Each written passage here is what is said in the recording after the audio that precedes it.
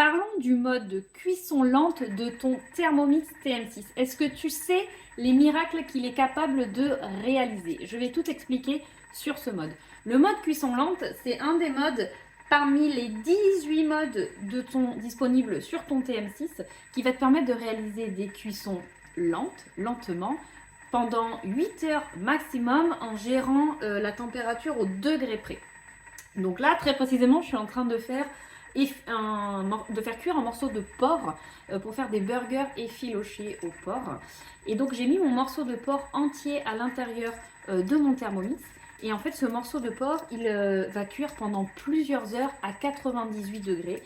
Donc une température qui va me permettre de faire cuire mon porc pour le faire confire sans atteindre une température d'ébullition, sans que ça boue.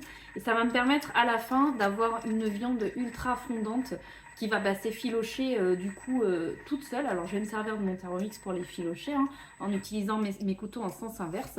Je vais avoir une viande franchement absolument extraordinaire. Je vais vous montrer le résultat à la fin, ce que ça donne de ces petits burgers au porc effiloché.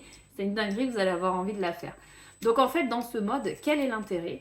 L'intérêt, c'est qu'on n'a besoin d'aucun accessoire supplémentaire, pas besoin de mettre un disque de cuisson, un couvre-lave éplucheur ou quoi que ce soit au fond de votre bol. Vous mettez simplement votre morceau de viande entier ou vos petits morceaux. Alors petits, pas trop, la plupart du temps quand on utilise la cuisson lente, c'est par exemple pour faire du bourguignon ou des choses comme ça. Donc le bourguignon, on utilise quand même des gros morceaux de viande. On met ces morceaux de viande à l'intérieur avec tout le bouillon, avec tous les épices qu'on veut, les aromates, etc. Et on lance le mode cuisson lente. Et comme vous l'entendez, c'est un mode qui par intermittence va s'arrêter. Là, ça fait pas de bruit. Et par à coup, va relancer tout simplement pour maintenir ma température de manière à ce que j'ai tout le temps 98 degrés dans mon bol pendant le nombre d'heures que j'ai demandé. Donc, gros avantage, je n'ai pas besoin de surveiller.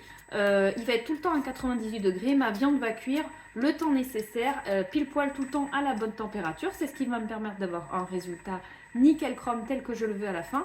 C'est sans surveillance parce que c'est lui qui va s'occuper de chauffer, de cuire tranquillement. Je pourrais même partir, lancer ma cuisson lente le matin. Quand je reviens le soir du boulot, et tout est prêt, tout est chaud, ça m'attend tranquillement dans le bol. Ça, c'est génial.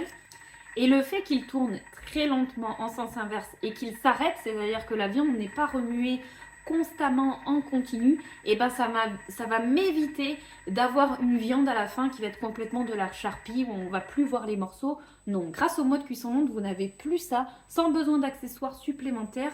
Votre viande va rester telle qu'elle intacte, elle va juste être confite et cuite impeccablement.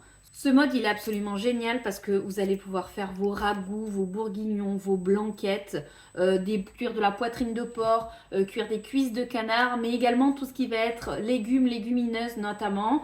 Dans mon prochain post, je te partage un tableau avec tout ce que tu vas pouvoir faire au mode cuisson lente, à quelle température et quelles sont les durées conseillées. Si ce n'est pas déjà fait, abonne-toi pour ne rien louper.